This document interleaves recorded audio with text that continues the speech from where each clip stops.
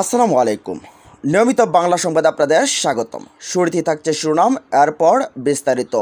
রিমান্ডে টাকা পাচারের কথা স্বীকার করছেন জুনায়েদ আহমেদ পলক।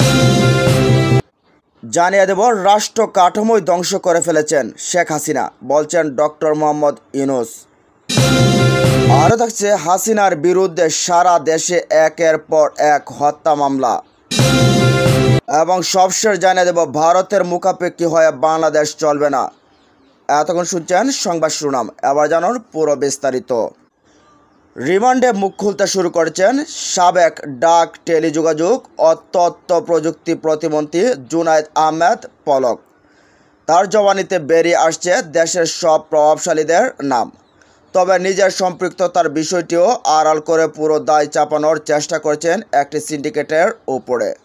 সূত্র জানায়, জিজ্ঞাসাবাদে এখনও পর্যন্ত পলক স্বীকার করেছেন যে সাবেক প্রধানমন্ত্রী পুত্র সজীব ওয়াজেদ জয়, শেখ রেহানার পুত্র রাদওয়ান সিদ্দিক ববি, সাবেক বিদ্যুৎ ও জ্বালানি প্রতিমন্ত্রী নসরুল হামিদ বিপু এবং সাবেক পররাষ্ট্র প্রতিমন্ত্রী শাহরিয়ার আলম এবং সিআরআই সিন্ডিকেট কীভাবে দুর্নীতির রামরাজত্ব কায়েম করেছিলেন। তদন্ত সূত্র বলছে, পলক এরই মধ্যে জানিয়েছেন প্রতিমন্ত্রীর তথ্য প্রযুক্তি উপদেষ্টা জয়ের সিগন্যাল ছাড়া তার মন্ত্রণালয়ের কোনো কাজই হতো না। তার সিলেক্টেড কোম্পানিগুলো থেকে সরবরাহকারীরা সব ধরনের যন্ত্রপাতি ও সফটওয়্যার কিনতেন। জয়ের হয়ে মাঝে মধ্যে সিআরআইয়ের কিছু কর্তা ব্যক্তি পলকের সঙ্গে মিটিংয়ে বসতেন। সবশেষ ছাত্র আন্দোলনে আইন প্রয়োগকারী সংস্থাগুলোর বর্বরতা ঢাকতে ইন্টারনেট বন্ধ রেখেছিলেন পলক। তার হুমকিতে বিআরসি এবং বেসরকারি মোবাইল নেটওয়ার্ক সংস্থাগুলো তটস্থ থাকত সবসময়। তিনি জয়ের নামে ভয় দেখাতেন মন্ত্রণালয় এবং বিভিন্ন স্টক হোল্ডার কোম্পানিদের কর্মকর্তাদের। নাম প্রকাশে অনিচ্ছুক তদন্ত সংশ্লিষ্ট এক কর্মকর্তা বলছেন, খুব শীঘ্রই আরও কয়েকজনকে জিজ্ঞাসাবাদের জন্য ডাকা হবে। তাদের সম্পৃক্ততা পেলে গ্রেফতার করা হবে। তবে পলক এখনও অনেক কিছুই লুকাচ্ছেন, নিজের সম্পৃক্ততার বিষয়টি আড়াল করার চেষ্টা করছেন। তিনি আরও বলেন, আরও বেশ কিছুদিন তাকে জিজ্ঞাসাবাদের সময় পাওয়া যাবে। আমরা আশা করছি তার কাছ থেকে আরও চাঞ্চল্যকর তথ্য পাওয়া যাবে, কারণ ডিজিটাল বাংলাদেশ তৈরি A2I প্রকল্প, Sheikh Russel digital lab, hitech park, IT park তৈরি নামে হাজার হাজার কোটি টাকা লুটপাট করেছে পলক সিন্ডিকেট। হাসিনা সরকারের বিদ্যুৎ ও জ্বালানি প্রতিমন্ত্রী নসরুল হামিদ বিপুর বিরুদ্ধে শত শত বিঘা জমি দখলের অভিযোগ পাওয়া গেছে। ঢাকা বুড়িগঙ্গা নদীর ওপরে নসরুল হামিদ বিপুর একক রাজত্ব। তার অনুসারী হিসেবে দখলের রাজত্ব কায়েম করেছিলেন কেরানীগঞ্জ উপজেলার চেয়ারম্যান শাহিন।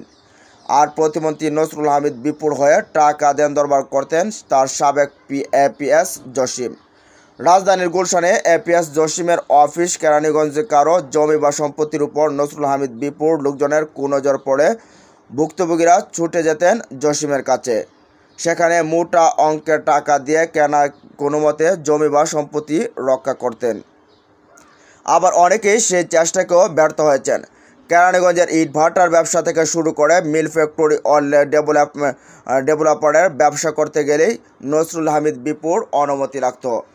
আর এই অনুমতির জন্য শাহিন চেয়ারম্যানকে দিতে হতো কোটি কোটি টাকা। ভুক্তভোগীদের সাথে কথা বলে জানা গেছে, 2 দফা প্রতিমন্ত্রী হওয়ার পর নসরুল হামিদ বিপু পুরো কেরানীগঞ্জ জুড়ে একক আধিপত্য বিস্তার করে শাহিন সিন্ডিকেটের মাধ্যমে হাতিয়ে নেন কোটি কোটি টাকা।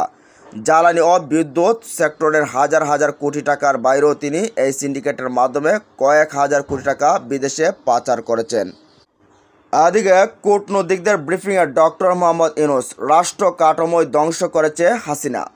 ক্ষমতায় টিকে থাকতে শেখ হাসিনা রাষ্ট্রীয় সমস্ত প্রতিষ্ঠানকে ধ্বংস করেছে বলে মন্তব্য করেছেন অন্তর্বর্তীকালীন সরকারের প্রধান উপদেষ্টা নোবেল বিজয়ী প্রফেসর ডক্টর মোহাম্মদ ইউনূস।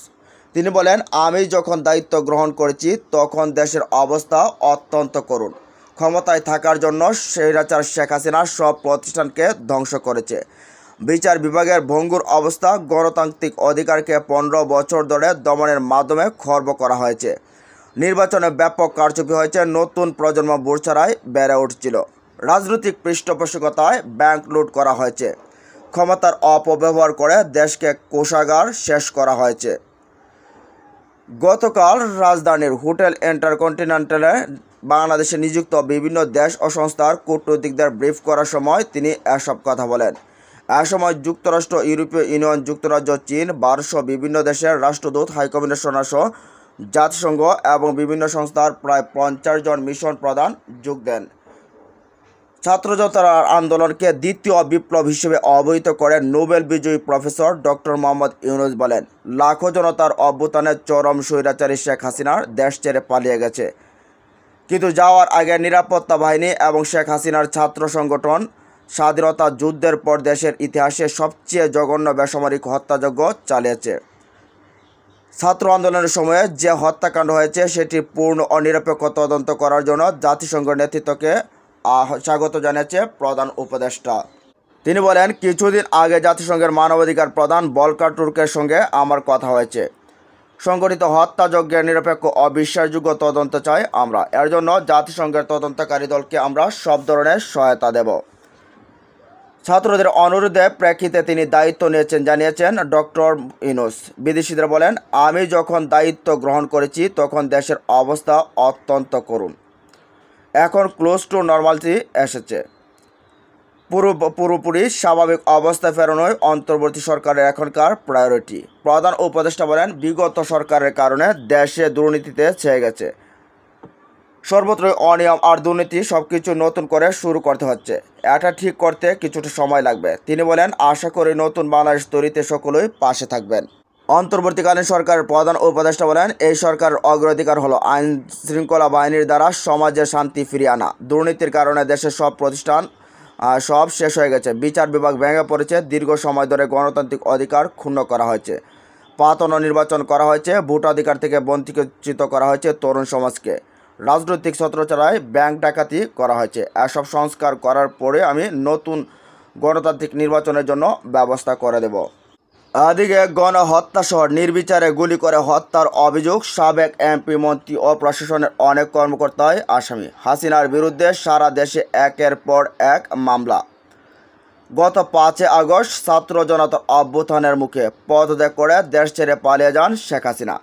এরপর থেকে রাজধানীর সারা দেশে একের পর এক মামলা দায়ের করা হচ্ছে সাবেক প্রধানমন্ত্রী ও আওয়ামী লীগ সভাপতি শেখ হাসিনার বিরুদ্ধে।